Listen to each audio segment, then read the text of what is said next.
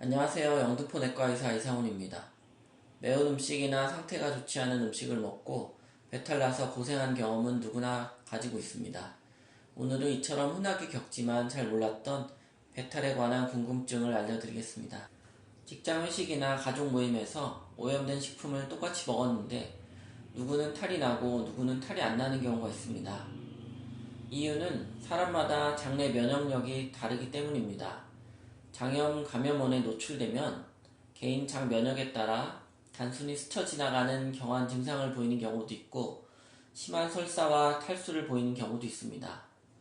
식중독균이 몸속으로 들어오면 이와 장점막에서 항바이러스 물질이 분비되고 면역 항체가 작동해 균을 사멸시킵니다.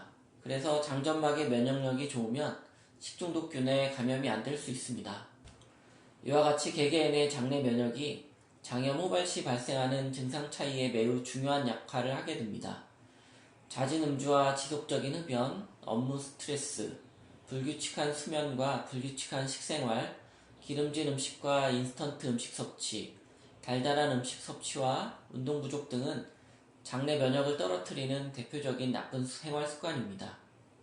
충분한 영양과 수분 섭취, 규칙적인 수면과 정기적인 운동, 발효식품 섭취, 야채 위주 식단 등은 소장과 대장에 정상적으로 상주하는 많은 유익균 조성을 늘려서 장의 면역력을 높이는 좋은 방법이며 꾸준한 유산균 섭취가 이러한 장내 면역 향상에 도움이 될 수 있습니다.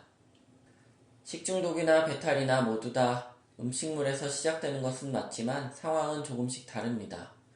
배탈은 배에 일시적으로 탈이 난 상태로 복통 및 설사 외에는 특별한 증상이 없고 대체적으로 일시적으로 나타났다 사라집니다.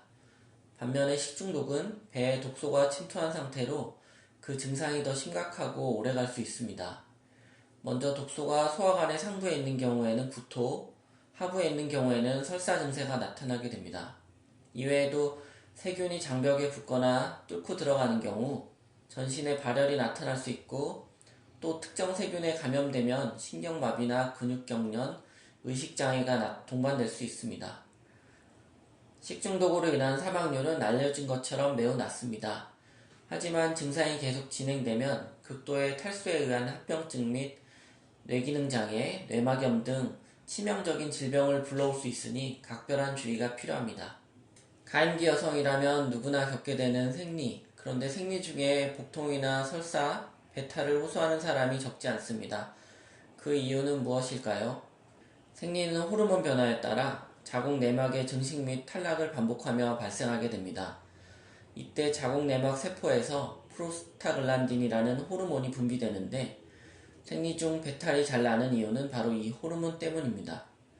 프로스타글란딘은 자궁 근육을 수축시키는 역할을 합니다. 그런데 자궁 근육뿐만 아니라 위장도 수축시켜 더부룩함, 메스꺼움, 설사, 변비 등의 소화기 증상도 일으키게 되는 것입니다. 따라서 생리기간에는 소화가 잘 되는 음식 위주로 섭취하고 카페인 섭취를 줄여야 합니다. 만약 과거에는 이러한 증상이 없었는데 어느 날 갑자기 발생한 경우이거나 일상생활에 무리가 될 정도로 증상이 심하다면 전문의와 상담을 받아보는 것이 좋겠습니다. 감사합니다.